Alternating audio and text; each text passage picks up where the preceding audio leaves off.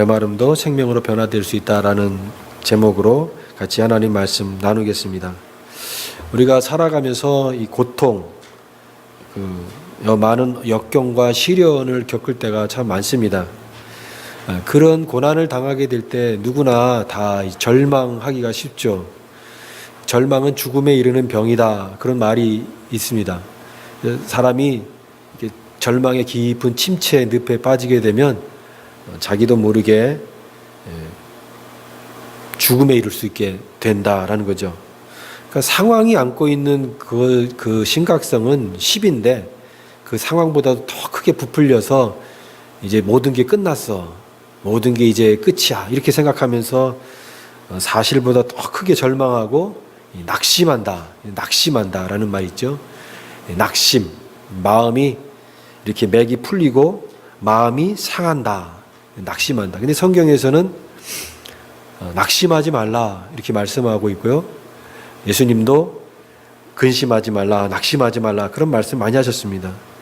그러니까 우리가 아무리 그런 어려운 상황이 처하고 절망적인 그런 상황이 처한다 할지라도 하나님의 백성들은 절대 낙심해서는 안 된다라는 거예요.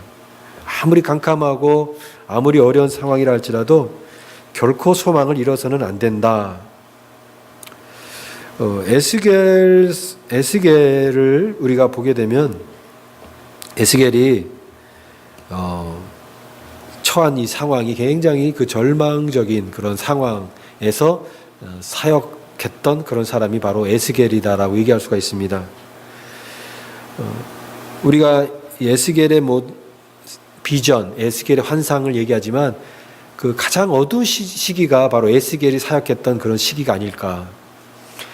유다가 이제 바벨론 포로로 잡혀가지고 바벨론에 와서 지금 살고 있는 그 현실입니다. 그러니까 상황이 지금 그러니까 눈에 보이는 현실은 이 바벨론의 상황이에요. 그 바벨론의 포로로 끌려갔을 때 그 중에 한 사람이 에스겔인데, 그때 에스겔 나이가 25살로 이렇게 추정을 하고 있습니다. 25살, 젊은 청년이었죠. 그가 이제 그 바벨론의 티그리스 유프라데스 강이 있고, 또 그 다음에 그발강이라는 바벨론의 그 여러 강변 중에 그발강이라고 하는 데서 이제 그곳에서 이제 포로로 그 포로 집단 수용소에서 생활하면서 거기서 이제 5년 이후에 30살에 이제 하나님의 부름을 받아서 이 선지자로 사역을 하게 되는데, 그가 22년 동안, 그러니까 30살에 부름 받아서 22년 동안, 그러니까 52세가 될 때까지 그가 하나님의 그 비전과 환상을 통해서 고난받는 백성들을 위로했던 그런 선지자의 사역을 했던 사람이 바로 에스겔입니다.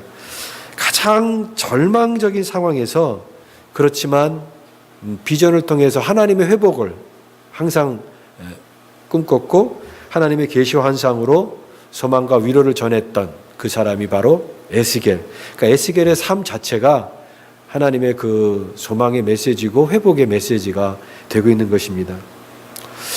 그런데 아무리 그런 하나님의 그런 위로가 있고 계시가 있고 환상이 있다 할지라도 딱 눈을 떠보면 항상 현실은 지금 포로 생활이다라는 것이 암담하다라는 거죠.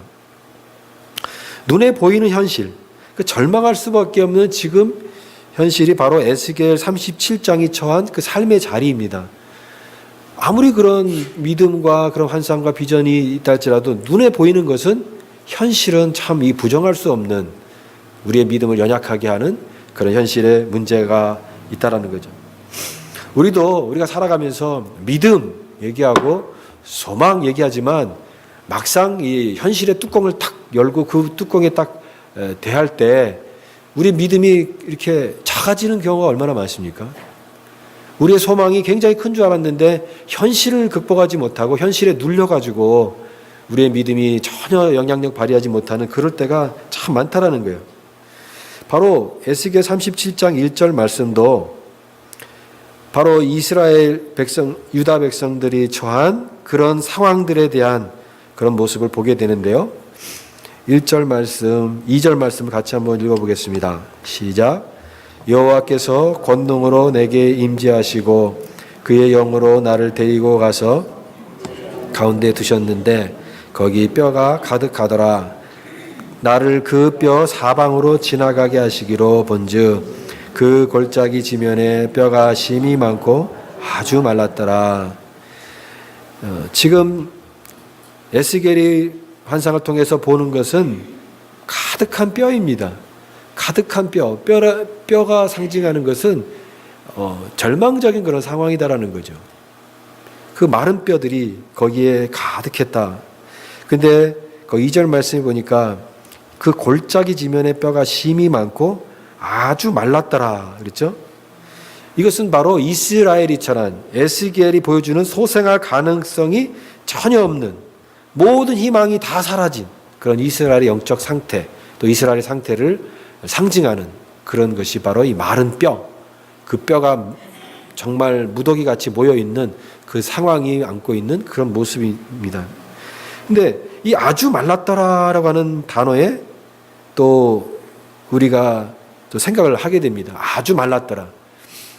그러니까 상황도 나쁜 상황이 있고 더 나쁜 상황이 있잖아요. 절망이 있고 더 깊은 절망이 있잖아요. 바닥이 있고 더 깊은 바닥이 있는 것처럼 아주 말랐다. 그것은 더 오래된, 그 가능성이 전혀 없는 그런 상황을 얘기합니다.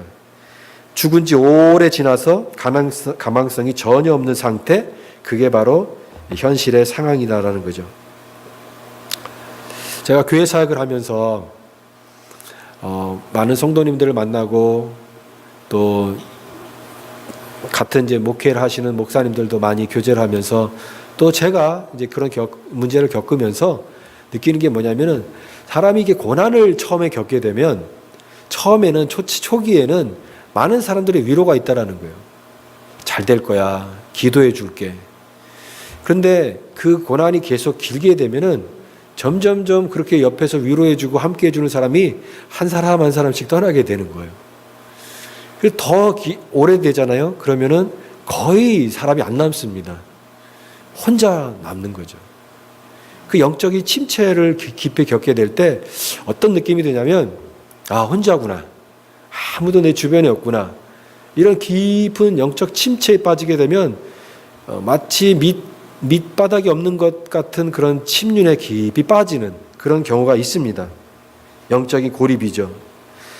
그래서 마치 이 오늘 에스겔 37장에 나와 있는 이 마른 뼈들이 가득한 그런 상황처럼 정말 그런 내용들이 너무나 많다라는 거예요. 사람들의 그 기도 내용들을 들어보면은 하나님, 우리 지금 내가 지금 마른 뼈 같습니다.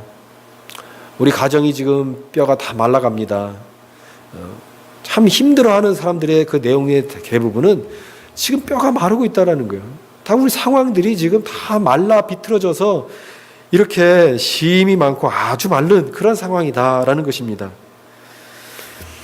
바로 이와 같은 이 간절한 그런 상황들, 그런 삶의 모습들 속에서 누구도 모르는 그런 아픔과 상한 마음이 거기에 담겨 있습니다.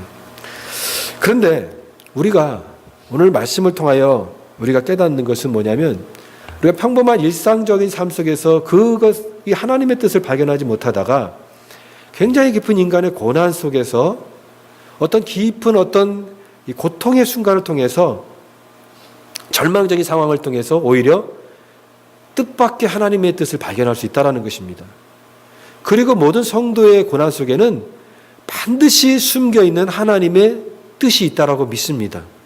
하나님의 뜻이 있어요.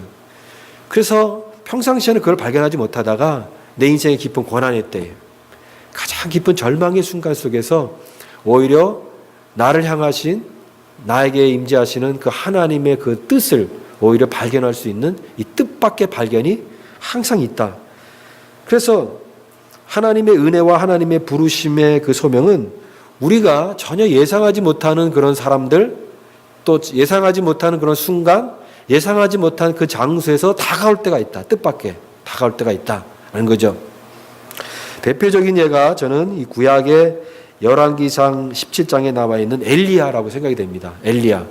주의 선지 엘리야가 하나님의 그 복음의 진영 가운데 이 악의 진영인 아합 왕과 싸우면서 그가 이제는 현실적으로는 그 아방의 그런 서슬퍼른 그런 것을 피해서 도망 다니고 있었습니다. 도망 다니고 있는 과정 속에 하나님께서 이 엘리야에게 말씀하시죠. 너는 사르밧에 있는 그쪽으로 가서 숨으라 라고 말씀하십니다. 거기 가서 숨으면, 거기 가서 가면은 하나님께서 예비하신 큰 어떤 도움을 받고 가죠. 근데 막상 기다리고 있는 것은 어떤 현실입니까? 거기서 어떤 한 과부를 만나게 되죠. 사르밧 과부라고 하는. 근데 그 사람의 형편을 보니까 자기가 도움받아야 되는 어떤 그런 유력한 사람이 아니라 오히려 자기보다 더 절망적인, 오히려 자기가 도와줘야 되는 그런 한 인물인 것을 발견하게 되면서 그가 오히려 자기 어떤 도움을 받으러 갔다가 그 죽어가는 한 영혼을 살리는 일을 하게 됩니다. 하나님의 뜻이 어디 있었습니까? 엘리야를 살리는 것도 중요하지만 한 영혼을 살리는 그 사역들을 통해서 그 사역에 동참하는 일로 엘리야를 부르셔서 그 일을 함으로써 엘리야의 모든 문제도 해결될 뿐만 아니라 하나님의 그런 계획에 동참하는 그런 뜻밖의 발견을 통해서 하나님의 사역을 하게 하신다라는 거죠. 하나님의 음성을 듣고 갈 때 이와 같은 일들이 일어난다라는 겁니다. 우리가 예상하지 못한 뜻밖의 장소에서, 예상하지 못한 사람들 속에서 때로는 이 마른 뼈들이 가득한 그런 아무 소망이 없고 절망적인 그 순간 속에 오히려 깊이 담겨진 하나님의 뜻이 거기에 반드시 있다. 그러므로 아무리 현실이 마른 뼈와 같은 상황이라 할지라도 우리가 하나님의 백성이고 성도라고 한다면은 그 가는 길에는 반드시 길이 있다. 거기에 소망이 있고 생명이 있고 하나님의 담겨진 분명한 뜻이 있다. 그 믿음을 가지고 살아가는 거룩한 주의 백성이 되기를 바랍니다. 그게 오늘 말씀에 우리에게 주시는 분명한 메시지인데 오늘 특별히 하나님께서 질문하십니다. 질문하세요. 이 마른 뼈를 보고 탄식하고 절망하는 이 에스겔에게 하나님께서 3절에 말씀하십니다. 3절 같이 말씀 한번 읽어볼까요? 3절 말씀 시작. 그가 내게 이르시되 인자야 이 뼈들이 능히 살 수 있겠느냐 하시기로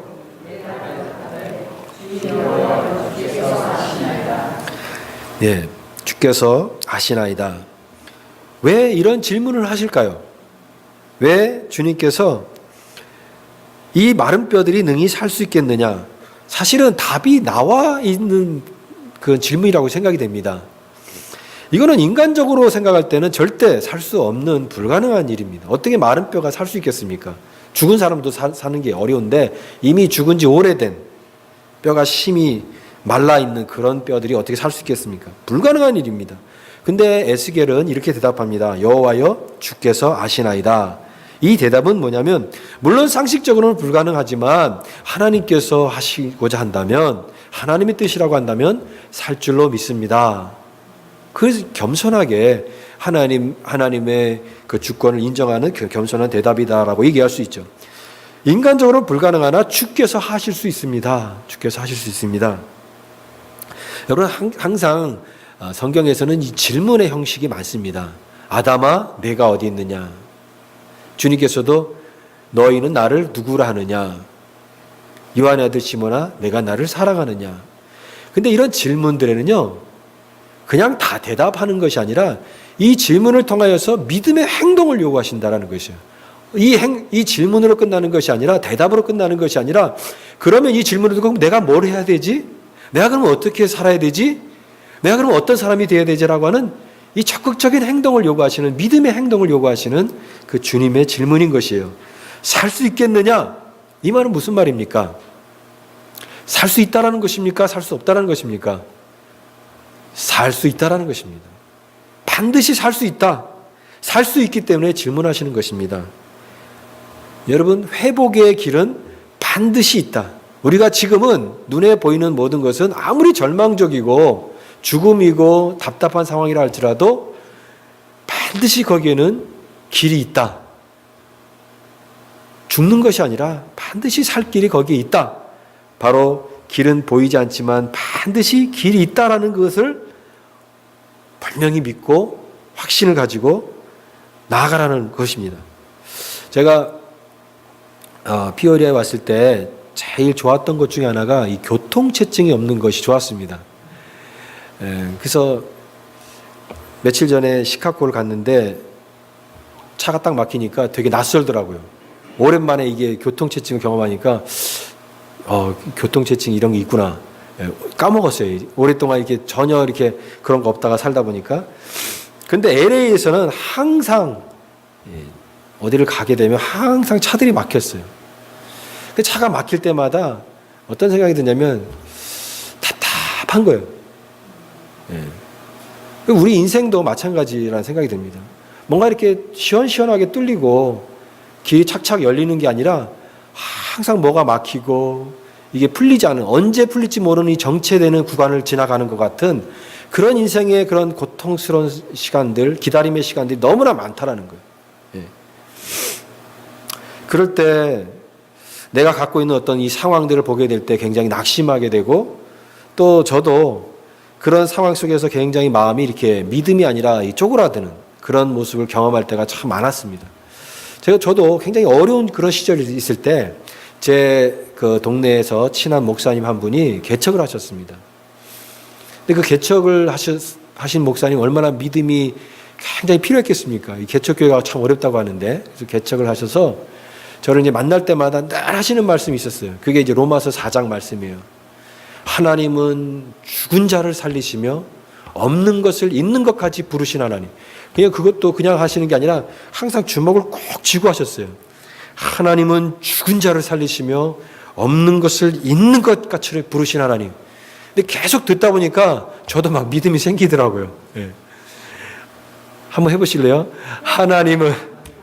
하나님은 죽은 자를 살리시며 없는 것을 있는 것 같이 부르신 하나님. 여러분, 그런 믿음이 정말 내 믿음이 된다고 한다면 개척하고 그런 어려운 상황들도 그 문제가 되지 않는 거예요.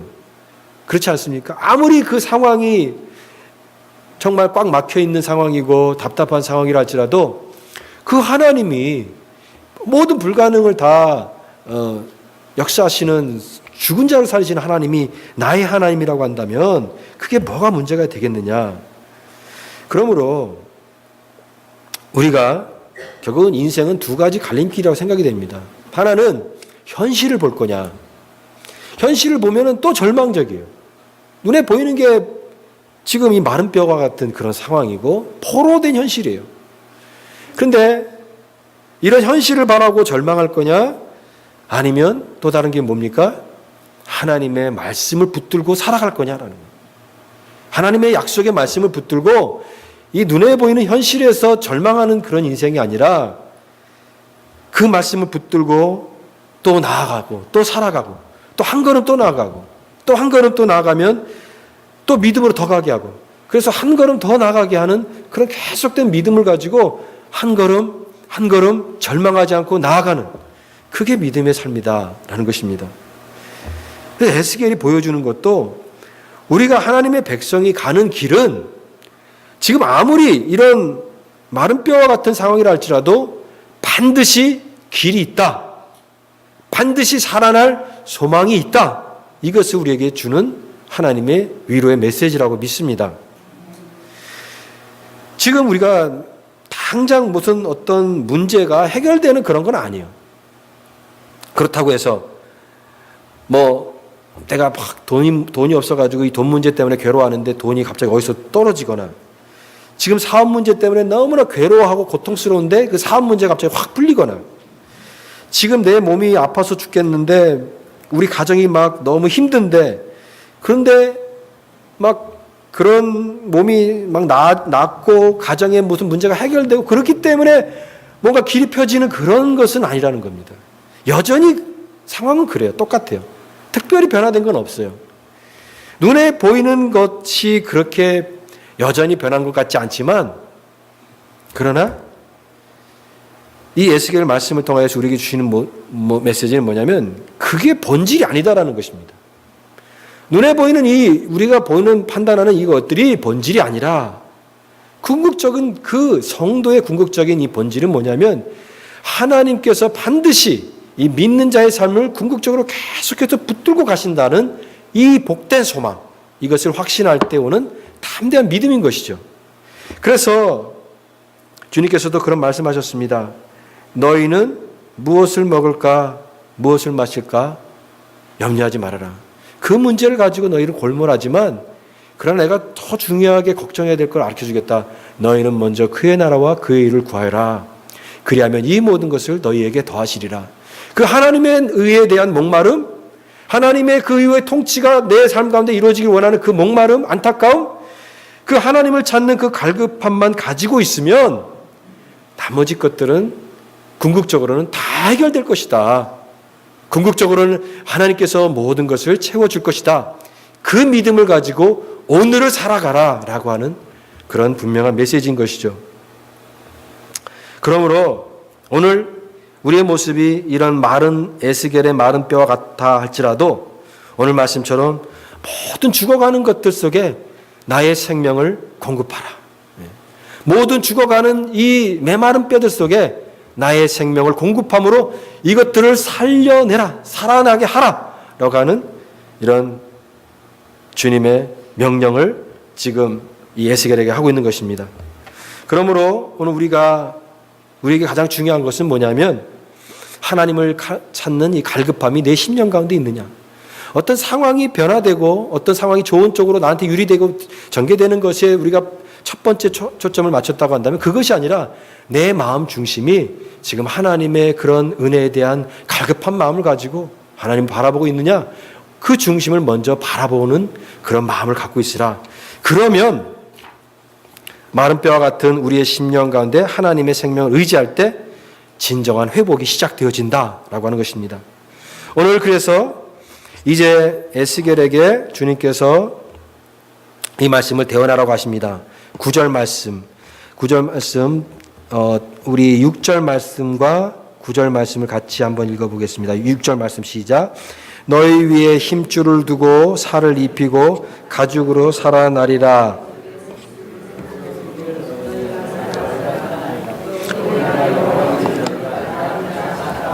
구절 말씀도 또 내게 이르시되 인자야 너는 생기를 향하여 대언하라. 생기에게 대언하여 이르기를 주 여호와께서 이같이 말씀하시기를 생기야 사방에서부터 와서 이 죽음을 당한 자에게 불어서 살아나게 하라 하셨다 하라.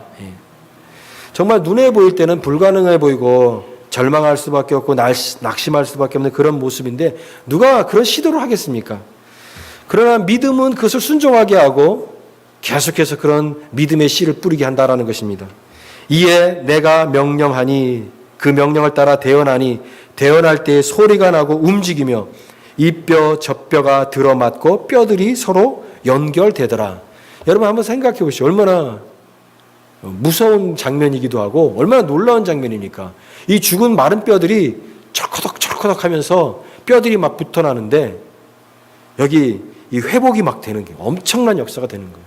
이런 장면이 성경에 정말 가장 놀라운 장면 중에 하나이고 엄청난 그런 장면입니다. 근데 여러분 이 회복의 모습을 우리가 보게 되면 두 단계 있습니다. 회복이 두 단계 나와 있는데 첫 번째 이 회복의 단계가 외면적으로 사람의 모양이 갖춰져요. 처음에 어떻게 됩니까? 힘줄이 살이 입히고 힘줄이 두고 6절에 그 다음에 그 힘줄 위에 뭐가 덮입니까? 살이 있고 그 다음에 가죽이 있고 그 다음에 피부가 덮입니다. 그러니까 외면적인 그런 생명으로 이렇게 모양이 형성이 되는 거죠. 근데 중요한 것은 뭐냐면은 두 번째 회복이 일어나야 된다는 겁니다. 그 모양은 갖춰졌지만 뭐가 없습니까? 그 안에 생기가 없더라 그렇습니다. 생기가 없더라. 여러분 그리스도인이 꿈꾸는 회복은요, 우리의 어떤 문제가 해결되어지고 나의 어떤 그런 기도하는 제목들이 이루어지고 내가 원하는 어떤 물질적인 것들이 회복되어지고 그런 것들로 끝나는 외면적인 것이 그것이 우리의 진정한 회복이 될 수 없다라는 거예요. 그 회복 안에 뭐가 들어가야 됩니까? 생기가 들어가야 됩니다. 생기.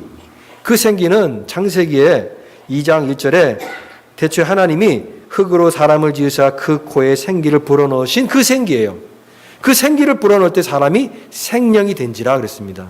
로하우라고 그러는 그 생기, 하나님의 호흡, 하나님의 바람, 하나님의 기운, 그 하나님의 생기가 들어감으로써 그 생명의 주관자신 하나님께서 주관하심으로 그 죽어있는 영혼이 온전히 살아나는 생명으로 변화되는 역사, 그게 진정한 회복이고 부흥이다라는 거예요. 많은 사람들은 첫 번째 회복, 그러니까 이 가죽이 덮이고 힘줄이 덮이고 피부가 덮이는 것으로 외면적인 형태가 다 된 것으로 이제 거기서 만족하고 끝나는 거예요. 그러나 하나님 원하시는 회복이 뭐냐면은 그 안에 하나님의 생명이 들어가는 거예요. 그 생기, 하나님의 그 생기가 들어가는데 여러분 중요한 것은 모양만 회복되는 것이 아니라 그 안에 생명이 있느냐 없느냐라는 것입니다. 여러분 그 호흡 하나님의 생기가 무엇이겠습니까? 하나님의 말씀인 줄 믿습니다. 하나님의 말씀이 우리를 살리는 하나님의 말씀이에요. 그 말씀이 그 심령 가운데 있을 때 그 영혼이 살아나는 거예요. 예수님도 사역하는 그 가정 속에 얼마나 많은 사람을 만났습니까? 다 문제투성이 사람들이잖아요. 병든 자, 눈먼 자, 다 가난한 자, 여러 가지 고난당한 자들이 다 예수님께 왔잖아요. 예수님 만나서 그들의 문제가 해결됐잖아요. 눈이 났고 병이 났고 그 문제가 해결되어지고 갔을 때 거기로만 끝난다고 한다면 예수님과의 진정한 만남이 되는 것이 아니에요. 그 만남을 통하여서 이분이 나의 주인이시다. 생명의 주인이시고 나의 주님이시다라는 고백을 통해서 너희는 나를 누구라 하느냐. 그 주님을 고백하는 그 고백의 자리까지 가는 것입니다. 오늘 이 에스겔의 그 마른 뼈들이 일어나는 그 놀라운 기적, 엄청난 그런 역사로 끝나는 것이 아니라 이 힘줄이 두고 살이 입혀지고 또 그 다음에 생기가 넣어서 살아나는데 그 다음 문장이 뭐냐면 내가 여호와인 줄 너희가 알리라. 너희가 여호와인 줄, 내가 여호와인 줄 알리라. 그 하나님을 고백하는 그 신앙이 바로 살아있는 이 기적의 포인트다라는 것입니다. 바로 그것은 창조주 하나님을 고백하는 신앙입니다. 여러분 한 사람의 믿음이 언제 온전히 세워집니까? 여러 가지 기적을 체험할 수 있고 여러 가지 은혜를 체험할 수 있는데 가장 중요한 것은 뭐냐면 하나님은 어떤 하나님이냐면 창조의 하나님을 만나야 된다는 것입니다. 여러분 창조의 하나님을 만나셨습니까? 창세기에 나와 있는 그 창조의 하나님뿐만이 아니라 오늘 에스겔 37장에 마른 뼈를 일으키시고 새롭게 하시는 그 창조의 하나님을 만난 사람은 하나님을 온전히 만난 인생이에요. 그 인생은 살아계신 하나님을 만났기 때문에 결코 하나님을 떠날 수 없는 정말 복된 믿음의 인생이 되는 것입니다. 오늘 그 하나님이 나와 함께 하시고 모든 하나님이 창조의 생명의 주관자이시고 그 창조의 하나님이 나의 하나님이라고 한다면 지금 상황이 마른 뼈이고 지금 내 상황이 이렇게 어렵고 이와 같은 그런 절망적인 상황이 무슨 문제가 되겠느냐.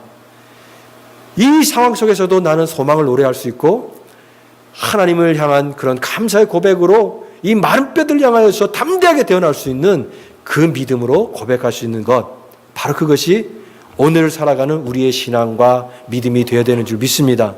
바로 이 예수께를 향해서 주님께서 말씀하십니다. 생기야 사방에서부터 와서 이 죽음을 당한 자에게 불어서 살아나게 하라. 너는 이 모든 죽어가는 것들에 나의 생명을 공급하라 라고 말씀하십니다. 여러분 우리의 심령이 죽어가고 있지 않습니까? 오늘 우리의 심령이 메마른다고 한다면 하나님 내 생명 가운데 이 생기를 주십시오. 하나님 우리 가정이 메마르고 있다고 한다면 하나님 우리 가정 안에 우리 자녀들 안에 하나님의 생명을 공급하게 하여 주옵소서. 생기가 불어서 살아나게 하여 주옵소서. 그 하나님의 생명이 우리에게 임하게 되면 아무리 절망적인 상황과 아무리 낙담하는 그런 마른 뼈와 같은 상황이라 할지라도 그 상황이 변하여서 하나님의 위대한 성령의 군대가 되는 역사가 오늘도 지속되고 일어날 줄 믿습니다. 그러므로 여러분 이 모든 죽어가는 것들 우리가 바라보면서 하나님의 마음을 품고 에스겔처럼 이 시대를 향하여서 우리가 하기를 원합니다. 하나님 내가 그와 같은 믿음의 사람이 되게 하여 주옵소서. 모든 죽어가는 것들에 하나님의 말씀과 생명을 선포하는 믿음으로 고백하는 자들이 되게 하여 주옵소서. 이 고백을 가지고 오늘도 담대하게 하나님의 복음을 선포하는 거룩한 주의 백성, 승리하는 주의 백성들을 삶이 되기를 간절히 주님으로 축원합니다. 기도하겠습니다. 같은 상황 속에서 우리 현실의 문제에 급급하여서 넘어지고 낙심할 때가 너무나 많은 연약한 인생인 것을 고백합니다. 그러나 하나님께서 환상을 통하여서 이 에스겔에서 말씀을 통하여 우리에게 주시는 것은 하나님의 생기가 들어갈 때에 그 마른 뼈 같은 상황이 변하여서 하나님의 성령의 군대가 되었던 것처럼 하나님, 오늘 우리의 심령 가운데 마른 뼈가 없습니까? 우리의 가정에 마른 뼈가 같은 상황이 없습니까? 하나님, 우리 교회 가운데 죽어가는 영혼이 없습니까? 하나님의 생명 가운데 아버지 하나님 생기가 불어와서 모든 죽어가는 것들이 하나님의 생명으로 부활하고 회복되는 역사가 있게 하여 주옵소서. 이와 같은 부흥의 역사가 우리 심령부터 시작되게 하시고 우리 가정부터 시작되게 하시고 우리 교회로부터 시작되어서 주변에 있는 상한 영혼들에게 흘러갈 수 있는 축복의 통로가 될 수 있도록 주님 인도하여 주옵소서. 감사드리며 예수님 이름으로 기도드리옵나이다. 아멘. 오늘 말씀을 기억하면서 우리 다 같이 일어나셔서 우리 오늘 준비한 찬양은 이 땅의 황마음을 보소서, 하늘의 하나님 긍휼을 베푸시는 주여 우리의 죄악 용서하소서, 이 땅 고쳐주소서. 우리 찬양으로 하나님 앞에 나아가기 원합니다.